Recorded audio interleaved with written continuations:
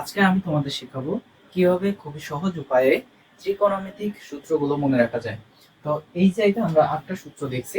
এই 8টা সূত্র মনে রাখার দুইটা উপায় আছে। তো আমি ফার্স্টে একটা নিয়ম দেখাবো, তোমরা মনোযোগ দিয়ে এই নিয়মটা দেখো।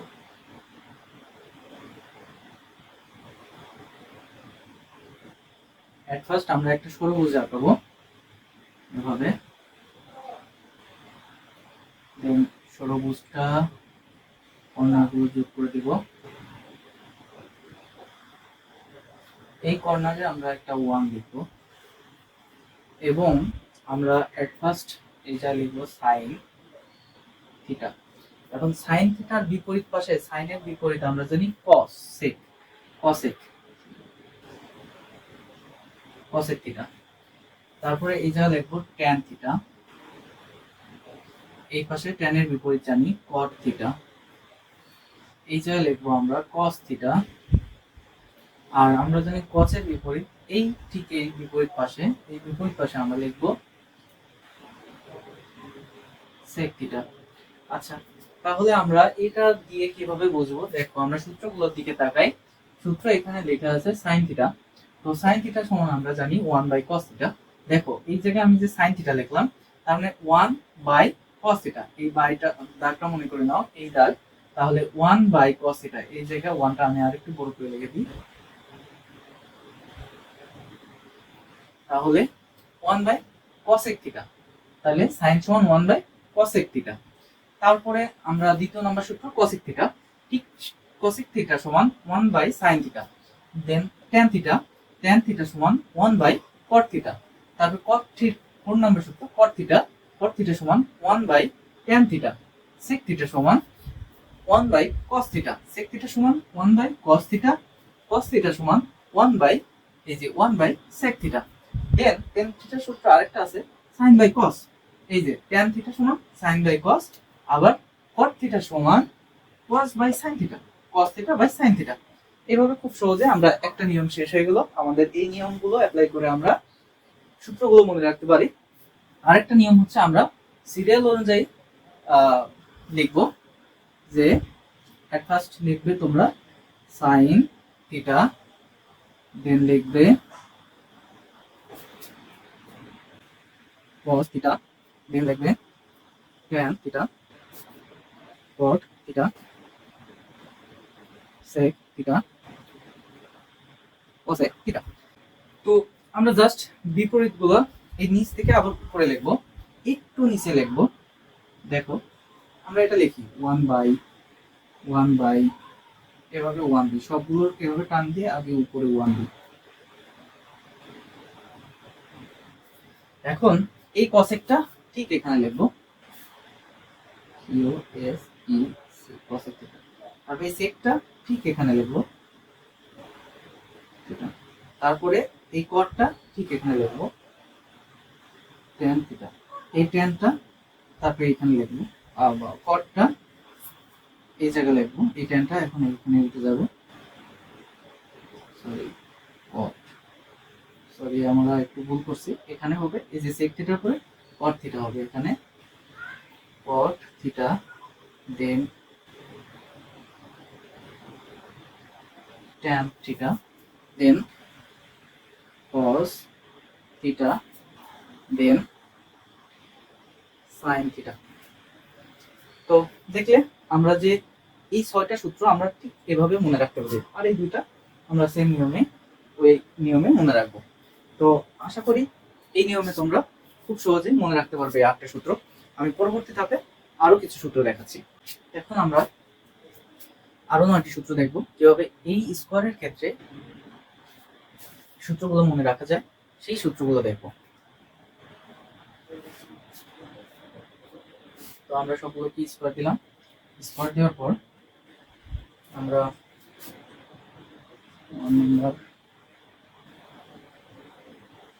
4 নাম্বার,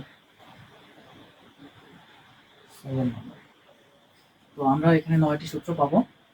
এই জন্য আমরা মেইন সূত্রগুলো আগে লিখি। দেখো সাইন আর কস দুটা প্লাস হয়ে কার দিকে গেছে, 1 এর দিকে গেছে, দুটা যোগ করে 1 এর দিকে গেছে। তাইলে sine square theta plus cos square theta is equal to 1। এটার থেকে আরো দুইটা সূত্র আমরা পাবো। দেখো sin square theta is equal to, এই cos কে যদি সমান সমানের ওই পাশে নিয়ে যাই তাহলে হয়ে যাবে 1 মাইনাস, তাহলে 1 মাইনাস cos স্কয়ার থিটা একটা সূত্র। আরেকটা সূত্র হচ্ছে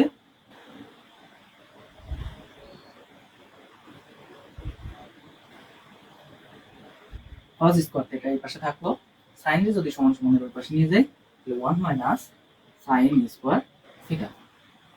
তো আমাদের এখানে তিনটা সূত্র পেয়ে গেলাম। এখন আমাদের আরেকটা সূত্র কিভাবে পাই দেখো, সেটা হচ্ছে 1 plus cot square theta, 1 plus cot square theta is equal to, এই দেখো 1 আর cot দুটো মিলিত হয়ে কার দিকে গিয়েছে, গিয়েছে cosec স্কয়ার দিকে, তাহলে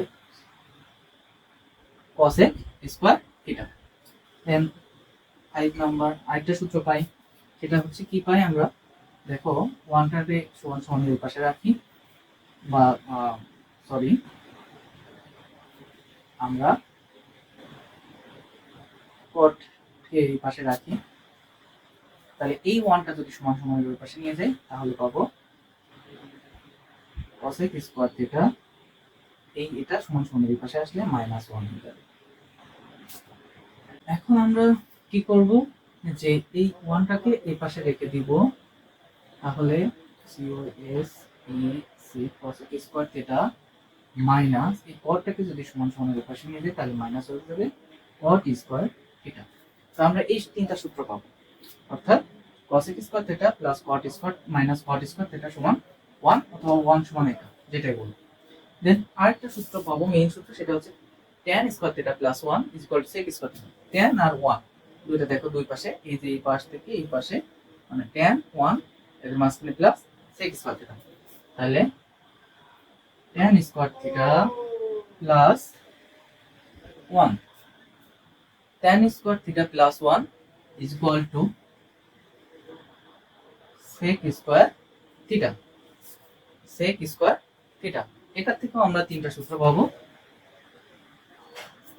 যে tan square theta is equal to, আমরা বলতে পারি sec স্কয়ার থিটা, এই 1টাকে সমান সমানের পাশে নিলে মাইনাস হয়ে যাবে।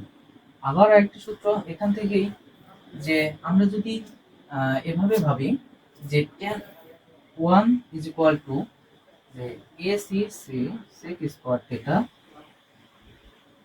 আর এই ট্যানটাকে যদি সমান সমানের পাশে নিয়ে যাই তাহলে মাইনাস হবে tan স্কয়ার থিটা।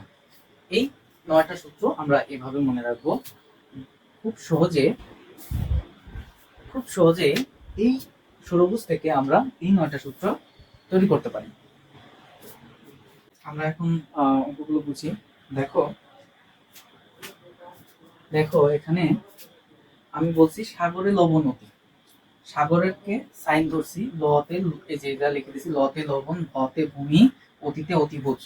এখন সাগর হচ্ছে সাইন, অতে কবর হচ্ছে কস, টেরা হচ্ছে ট্যান, তাহলে সাগরে লবণ অতি অর্থাৎ সাইন, যেহেতু লবণ আর অতি, লতে লম্ব, লম্ব আর অতি, অতিতে অতিভুজ, তাহলে সাইন সমান আমরা বলতে পারি সাগরে লবণ অতি অর্থাৎ লম্ব বাই অতিভুজ।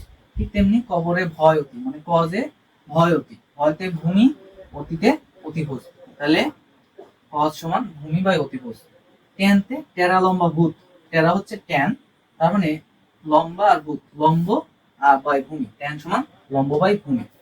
এখন দেখো এই জায়গায় কোণের একটা বিষয় আছে, দেখো লম্ব কোণটা, অতিভুজ কোণটা, ভূমি কোণটা, এগুলো তোমার জানতে হবে, যেহেতু অঙ্কের ক্ষেত্রে তোমাদের এগুলো লাগবে। দেখো লম্ব এবি, এখন লম্ব এবি না বিসি তো হতে পারতো, লম্ব এবি হওয়ার কারণ হচ্ছে এই যে কোণ দিয়েছি আমি, যেখানে কোণ থাকবে কোণের বিপরীত বাহু হচ্ছে এই সি, কোণের বিপরীত বাহু হচ্ছে এবি, তাই লম্বটা হচ্ছে এবি। এই কোণটা যদি এভাবে না হয়ে এভাবে হতো, সেই ক্ষেত্রে আমরা লম্বটা কোনটা বলতাম, এই কোণের বিপরীত বাহু কোনটা, বিসি, সেই ক্ষেত্রে লম্ব বলতাম বিসি, এবি হচ্ছে বলতাম ভূমি, সেক্ষেত্রে অতিভুজ সবসময় এসি। তো আমাদের যেহেতু এভাবে দেওয়া নাই, তো আমরা তাহলে আমরা বুঝতে পারতেছি যে বিসি হচ্ছে ভূমি, এবি লম্ব এবং এসি হচ্ছে অতিভুজ। এগুলো তোমরা মনে রাখবে। তো আমাদের এখানে এই জায়গায় তিনটা সূত্র মনে রাখলাম। আরেকটা জিনিস মনে রাখবে, সাইনের বিপরীত কসেক, সেকের বিপরীত কস, ট্যানের বিপরীত কট।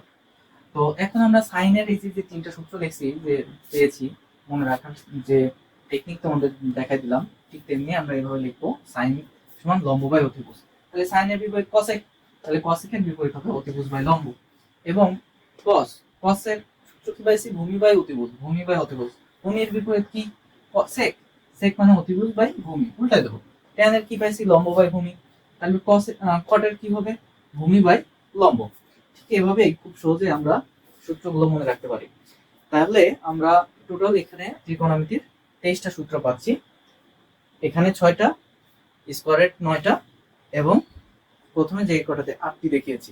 এই টোটাল 23টা সূত্র তোমাদের মনে রাখলে তোমরা ত্রিকোণমিতির সম্পূর্ণ অঙ্ক খুব সুন্দরভাবে করতে পারবে বা বুঝতে পারবে। আশা করি সবাই খুব সহজে সুন্দরভাবে অঙ্কগুলো সূত্রগুলো বুঝতে পেরেছো।